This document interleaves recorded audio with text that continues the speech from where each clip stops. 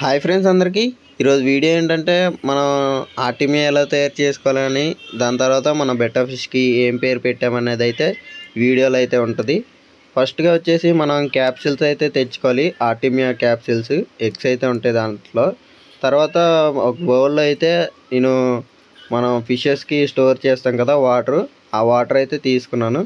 దాంట్లో కొంచెం కల్లుప్పు ఉంటుంది కదా, దాన్ని అయితే కొంచెం వేసుకొని మనం క్యాప్సిల్స్ అయితే తీసేసి అయితే దాంట్లో వేయాలి. ఎగ్స్ అయితే ఉంటాయి లోపల, చూపిస్తాను చూడండి. మీరు ఇంకా మన ఛానల్ సబ్స్క్రైబ్ చేసుకోకపోతే ఛానల్ సబ్స్క్రైబ్ చేసి పెట్టుకోండి.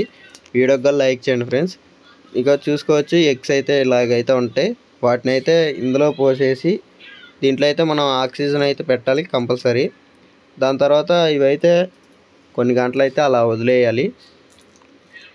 చూసుకోవచ్చు. ఇప్పుడు వచ్చేసి మన బెట్టా ఫిష్ దీని విషయానికి వస్తే ఒక్క బ్రో అయితే కామెంట్ చేశాడు చాలాసార్లు రోలెక్స్ అని. ఆ బ్రో కోసం అయితే నేనైతే పెట్టేస్తున్నాను. దీనికి ఆ పేరే రోలెక్స్. నాకు కూడా బాగా నచ్చింది. దీన్ని వచ్చేసి నేను డ్రెస్సింగ్ టేబుల్ ఒక చివరైతే పెట్టుకొని ఉంచాను ఇంట్లోనే. పేరు ఎలా ఉందో మీరైతే కామెంట్ చేయండి ఫ్రెండ్స్.